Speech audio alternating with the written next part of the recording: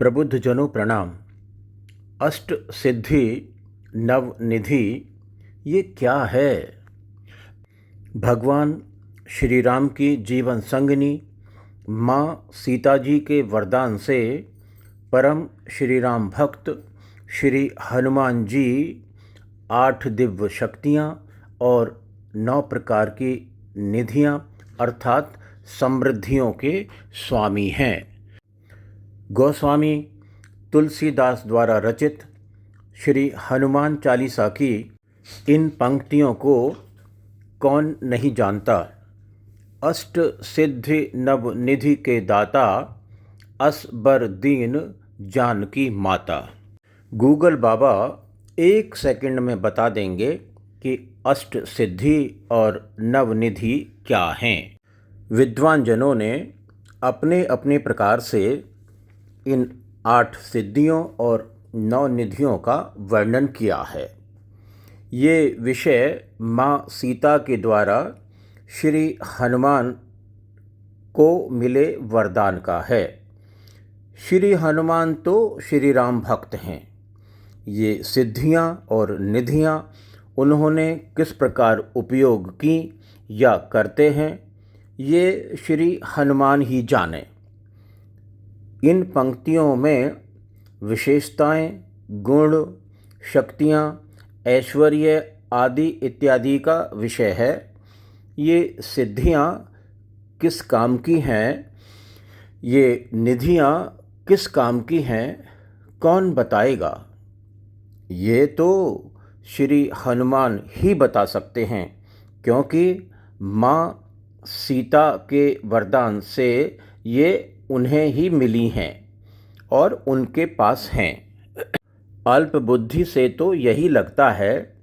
एक शब्द में तो ये सिद्धियाँ कोई जादू जैसी लगती हैं और ये निधियाँ सभी प्रकार के ऐश्वर्य की बात करती हैं। एक अल्पज्ञ यदि विचारे तो लगेगा कि भाई जादू को दिखाकर होगा क्या, और सांसारिक ऐश्वर्य तो प्रकृति में भरा पड़ा है।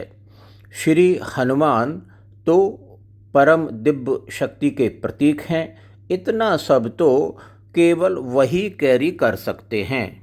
एक आमजन यदि इन सिद्धियों और निधियों से लद गया तो उसका होगा क्या, आगे विचारते हैं। कुल मिलाकर ये सिद्धियां और ये निधियां तो पाँव की बेड़ियां लगती हैं। इन सारी सिद्धियों और निधियों से प्राप्त जो कुछ भी होगा वो तो श्री हनुमान ही बता सकते हैं। इनका उल्लेख, संदर्भ, वर्णन हनुमान चालीसा में श्री गोस्वामी जी ने किया है।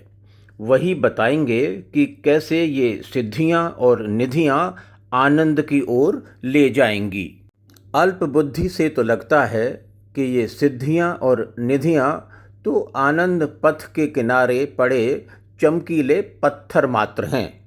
संसार में एग्जिस्ट करने के लिए हर मानव, हर प्राणी पुरुषार्थ करता है। मोटे मोटे अर्थों में तभी तो यह संसार चल रहा है।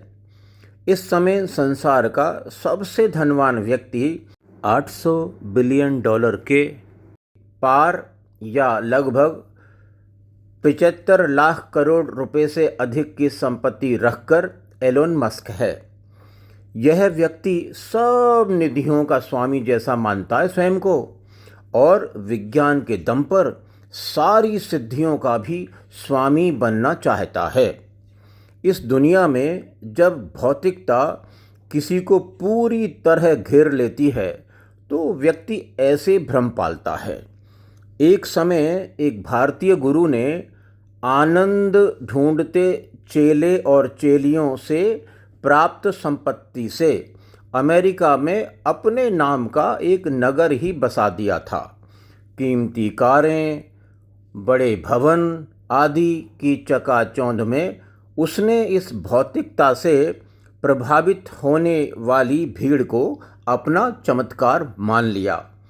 अमेरिकी तंत्र और 2 स्त्रियों की त्रिया चरित्र वाली लीला ने सब मिटा दिया। कहाँ है वह नगर आज, उसकी चेलियाँ तो अब ढूंढे से ही मिलती हैं। ये भौतिकता का नशा ही है जो हमारी पृथ्वी पर रची बसी इस सांसारिकता को एक सिमुलेटर का क्रिएशन मानता है।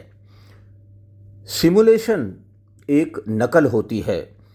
जैसे एक्चुअल एयरक्राफ्ट से पहले सिमुलेटर पर अभ्यास कराया जाता है। सिमुलेशन जैसी बकवास दुनिया के संदर्भ में यूनानी दार्शनिक प्लेटो के समय से अनेकों द्वारा बकी गई है और यह वर्तमान सिमुलेशन का बुखार ऑक्सफोर्ड यूनिवर्सिटी के निक बॉस्ट्रम के 2003 की बकवास are you living in a computer simulation पर बेस्ड है। जब भी किसी का भौतिकता का घड़ा भर जाता है या तर्क द्वारा निर्मित विचार पागलपन जैसा व्यवहार करने लगता है तो इन सिमुलेशन जैसी थ्योरी का फैशन आरंभ होता है। वर्तमान में 2003 के आसपास के निक बोस्ट्रम के fiction are you living in a computer simulation ने ये भी तो खोजा होता कि यदि पृथ्वी का यह जीव संसार सिमुलेशन मात्र है तो ओरिजिनल को तो ढूंढा होता। इन सिमुलेशन थ्योरी जैसी बकवास से मानव अपनी छिपी दंभ प्रवृत्ति को पुष्ट करना चाहता है। जब भी कोई भौतिकता से भर जाता है और संसार में उसे कोई चुनौती नहीं मिलती तो परमात्मा के रचे इस यूनिवर्स में भी अपना क्रेडिट ढूंढने का प्रयास करता है। विज्ञान की पराकाष्ठा से रचा बसा और विज्ञान की पराकाष्ठा लिए यह ब्रह्मांड चुनौती देता है हर एलोन मस्क को। जब भी कोई मानव सांसारिक कुछ तंत्रों पर नियंत्रण पा जाता है तो उसे अलौकिक होने का भ्रम घेर लेता है। यह भ्रम किसी को भी हो सकता है, जैसे नंबर 1 निःशुल्क भंडारे में भोजन की व्यवस्था करने वाले को, नंबर 2 राजनीति में टिकट बांटने की हैसियत पा जाने वाले को, नंबर 3 किसी संस्था का मुखिया बने जॉब देने वाले को, नंबर 4 किसी झाड़ फूंक करके नकली भूत भगाने वाले को, नंबर 5 किसी अन्य का भूत और भविष्य बताने वाले को, नंबर 6 और तो और किसी समाज के प्रभावशाली व्यक्ति के चेले चपाटों को भी, नंबर 7 गुंडे और अपराधियों के सरगनाओं को, तब तक जब तक भस्म होने की स्थिति न आ जाए। और भी पता नहीं कितने धंधे होंगे जिनमें मनुष्य स्वयं को शरीरधारी न मानकर अशरीरी भगवान मानने का भ्रम पालते होंगे। अब तक कहे गए सभी प्रकार के झुंड भी कुछ सिमुलेशन थ्योरी जैसे ही सोचते होंगे कि उनके प्रसाद प्राप्ति की लाइन में जो लगे हैं वो तो सिमुलेशन संसार के ही पात्र हैं, कोई ओरिजिनल मानव नहीं है।